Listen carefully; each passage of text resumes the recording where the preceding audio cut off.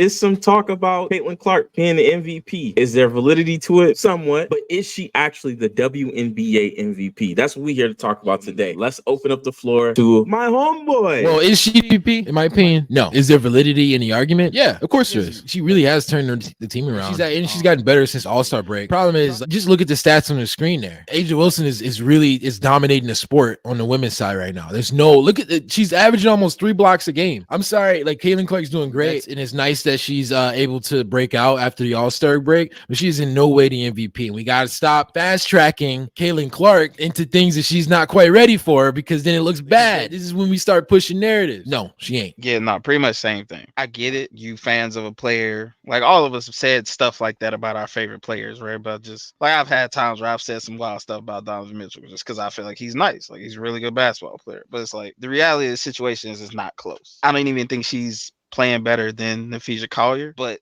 to put A'ja's numbers in even more of a perspective for you, she's first in the league for points, second in rebounds, only to Angel Reese, because I mean Dennis Rodman. She's first in blocks, third in steals, and one of those people in front of her is Napheesa Collier, not Caitlin. Second highest usage rate, first for for her usage rate, she turns over the ball over the least. So on top of all of what she's doing it efficiently. So nothing's suffering from her having these numbers at like the whole thing as a whole.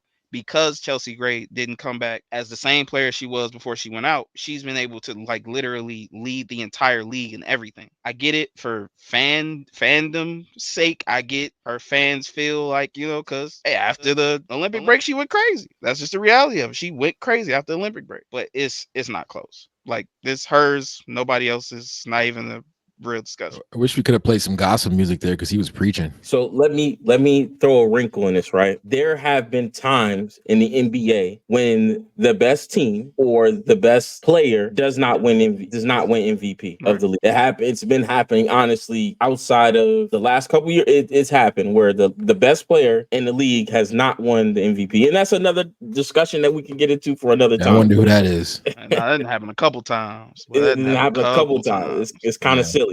But yeah, 96 was crazy. Or even saying that the best, where I'm going with this is that for me, like at least I'm not saying Caitlin Clark is MVP. That is not what I'm saying. But what I am saying is that there is 100% an argument, and I don't think it's immediately just cookie cutter dry, because the reality is there was a time like Caitlin Clark's team, they were terrible when they started, were they not? Yeah. So they went from being 1-8 to clinching a playoff spot. Yeah. And there's still games left to be played, right? Yeah, she's an amazing player. And the reason why I have to stay consistent with this is because the way I feel about the MVP, I always feel like if you take that player from that team, what do they look like? And we saw it already. Sure. Loop it back to the NBA, right? That's why I had Jalen Brunson as my MVP, because of that reason alone. If you take this person off this team, what do they look like? And Caitlin Clark's production, incredible. Last season they were 13-27. They were the 10th seed. They are at 6, and they got an opportunity potentially to move up, but they also got the opportunity to move down. But they're playing hot right now.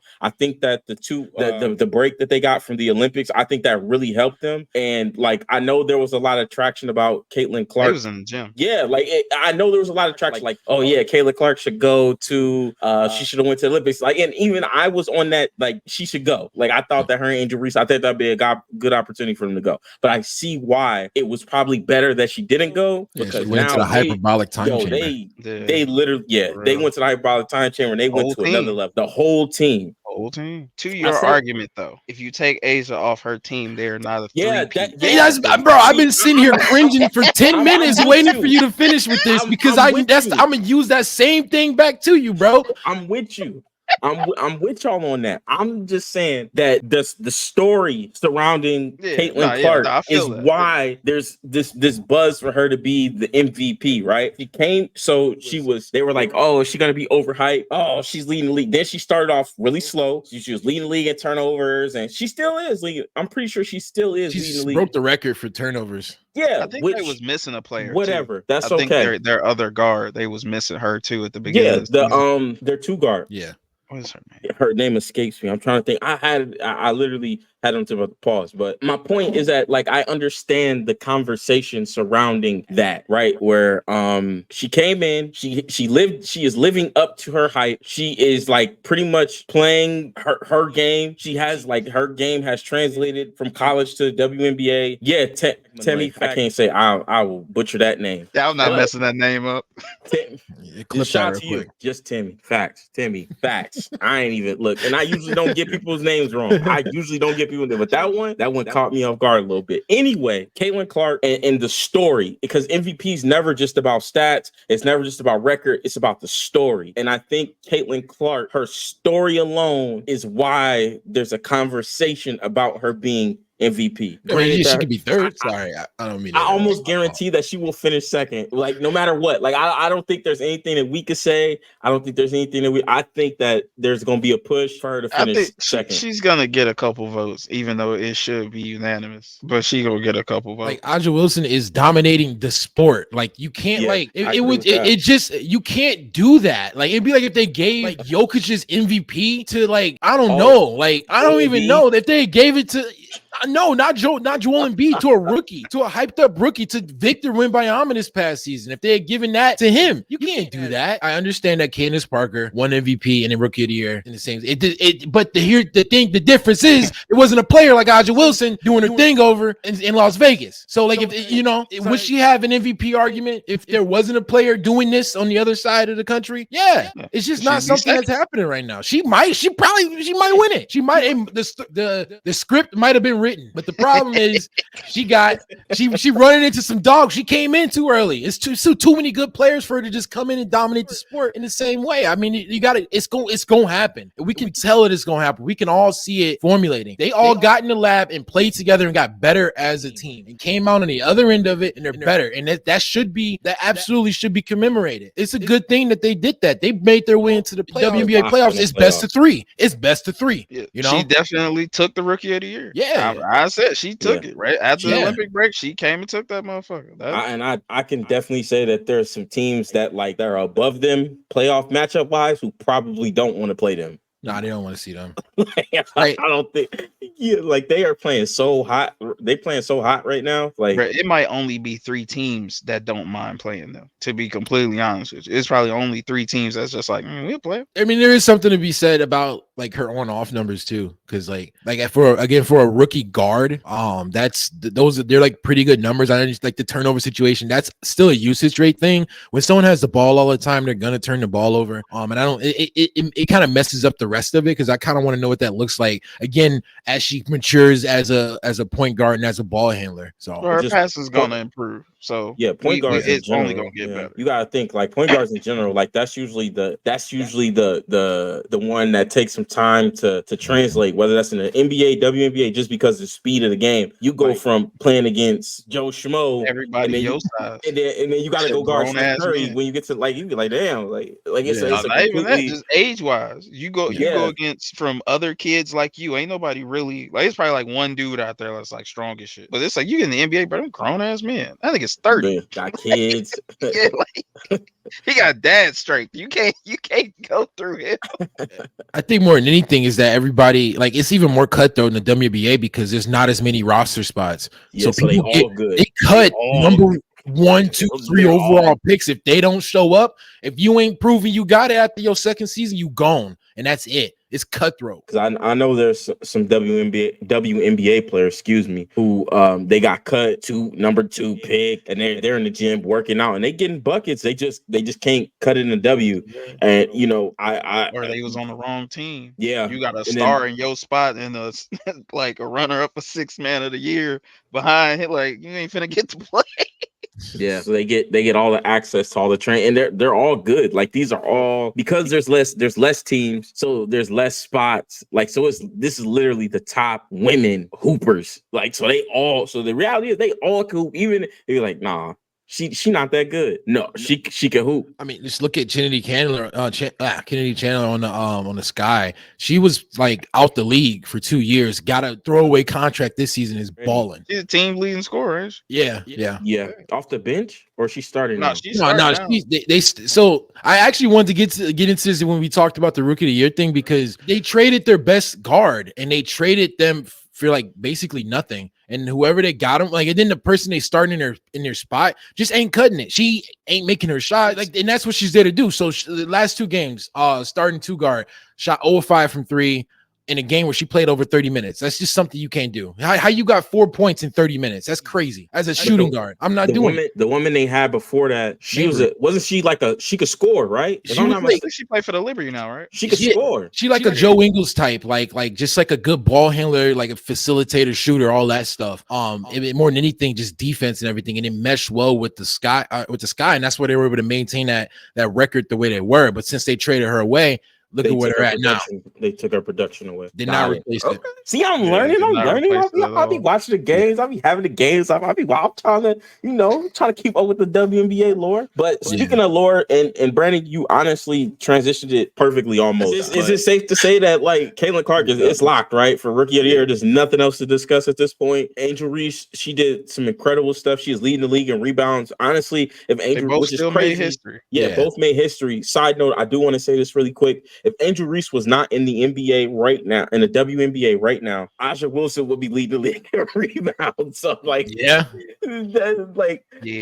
that solidifies her MVP case even more. Regarding Angel Reese and Caitlin Clark with the Rookie of the Year race, it flipped even after Caitlin Clark had that double game, not this last game, but the one before that. They still had Angel Reese on ESPN bets, and they still had Angel Reese as the favorite, but it flipped edge to Caitlin Clark now as of right now. But if you look at the stats, it's not necessarily close. It was close before that Olympic break. Yeah. Whatever the Fever did while everybody was watching the Olympics, somebody need to find out and try to do the same thing over the summer or like over the off season. Because training them. They just went in there and put it together, bro, because they just came out a whole different team. I mean, I'm wondering, and I hate to go here with this, but like, man, I think I know what you're gonna say.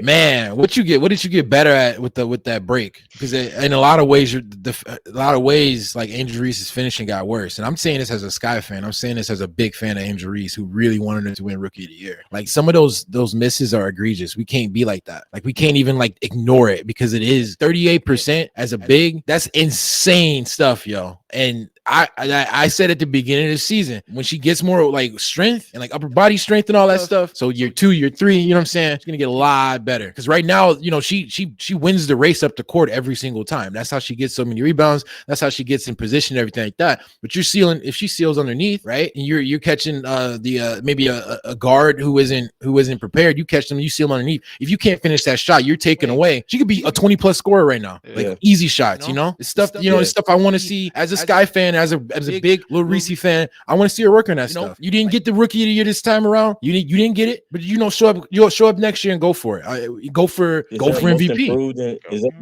I'm not sure if it is. That's what she should be pushing for, and she could get that just off her scoring. Like if she was to turn some of those like 4 for 17 games into like a 8 for 17. I mean, they're gonna have to for that team. Because like if looking at that team the way it is now, so not banking on adding anybody or anything from the draft or anything, just her and Camila both are gonna have to become a bigger part of their offense, because it's like, you know, Kennedy doing a thing, like she can give you 25, 30, you know, she gonna do a thing. It has to be a team thing, and it's like y'all come in contact with the ball a lot, and it's just like y'all really the new Twin Towers down there. So it's like if they figure out they finishing and figure out how to work together with they finishing, like, bro, that'll be something that'll be very difficult to deal with. And one of the things that like I noticed this year too, the first time they played Asia Wilson, before the first time they played her, they was actually able to give her trouble because we all know, like at that position, there's nobody else in the W that can guard Asia Wilson at the 5, like 1-on-1. Them two against her, they can give her a little bit of trouble, but they're gonna have to be able to put points on the board in order for that, like, to push that team to the next level. Yeah, they were whooping her out. They were whooping her out.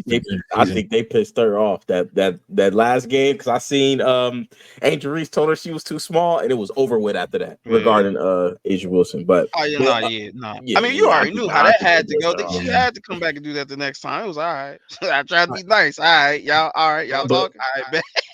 Yeah, but like looking at before we talk about the stats that we see right here, really quick, I do want to clarify some stuff. So Caitlin Clark on DraftKings is minus 3,000, which means she is likely to win the MVP in a landslide. I mean, not MVP, Rookie of the Year. And Angel Reese is plus 1,500 to win Rookie of the Year, which means she is the underdog by far. It is not close anymore. Where like a week is crazy because a week ago it was close, right? Even on some betting sites they had Angel Reese still as the Rookie of the Year, but it is not that anymore. And there also is a Most Improved award in the W, so she has the opportunity to win that. But if we're looking at these stats, Angel Reese pretty much 13 to 20. They got to give it to her. Angel Reese kind of went down in like all the important stats except for like rebounds and blocks. So it just to me, and then Caitlin Clark looked like she went up in points, 3-point percentage, free throw percentage, her turnovers. I found out that Unrivaled League is like a 3v3 type league that Angel Reese and a couple of those other girls signed up for. So I mean, that's more reps. 3-on-3 open court. So it's like, hey, you gonna have to have offense to play that. So I'm hoping that's where we'll get to see the work start to happen, where her offense will start to develop, hopefully. Because her rebounding right now, are y'all seeing this right now? Are y'all seeing like 16.5 boards a game and 6.6 offensive rebounds a game? I'm sorry, that's historic, bro. Like again, there's good and there's bad, but that type of rebounding is legendary. That ain't something you just do. That's as a rookie. But I mean, that's why she gotta add to it, because it's like, hey, you that good, like you got a chance to be great. You gotta add. Add to it. I think that's honestly more impressive than what Caitlin Clark is doing to me right now. Now maybe that's just the Sky fan in me going crazy, but going from 13 boards or 12 boards up to 16 and a half and getting 6.6 offensive rebounds a game is insane work, honestly. And props to Angel Reese. It sucks you're not going to win Rookie of the Year. Bro, think about the fact that for the whole team, there's another person averaging like 12 rebounds a game on top of this. Man, that's what I'm saying, bro. They got a Tim Duncan, Dave Robinson, that thing. They got to get it. They got to get that motherfucker going. Do you think that maybe her focusing on the rebounds and her emphasis on the rebounds is taken away from her offense? Hustles. I think that's just who she is. Or you just think it's just a strength thing? She just got to learn how to slow down. Yeah, she got to learn how to slow down, because that's all it is. It's like you going for rebounds and all that. That's high intensity, you effort moving, and you can't go for layups with that same energy. Yeah, layup is finesse. Like you gotta slow that joint down. You gotta be able to take some off of it. You gotta figure. That's all it is. Just like the Westbrook situation. Once you figure it out, it's gonna all just fall together. Yeah, you clocked that perfectly, because that's all you see. She's running fast. She gets there first, catches the ball, feels the defense. Catches the ball, still moving fast as shit. Yeah, I agree. I was kind of trying to add some sazon on it a little bit, but Caitlin Clark is not the MVP. She can't. She if you're just looking at the numbers, like she can't. Amazing player. Yeah, like incredible. I'm glad that she's living up to the hype. Maybe next year she will be the MVP. Who knows? But this year it's not for you. You stamped that Rookie of the Year, but work not done. Maybe you can make upset in the playoffs. Like that's a W to me. Very possible. Best of 3 series in W for the first 2 rounds, yo. It's definitely possible. You can get definitely it done. Possible. But that's all we got for the day, man. Appreciate y'all. Y'all got any closing statements? Any final things to say? Shout out Angel Reese. Shout out Chicago Sky. Y'all did y'all thing. You did your thing. Shout out Asia Wilson, because she already got a statue and 2 rings, and she's 28. This is why you can't give MVP to a rookie, bro. She already got a statue at her college in South Carolina, I think it is. All right, man. We out of here, man. Let's see y'all later. We gonna have to check this out. Peace out, man. All right, peace, y'all.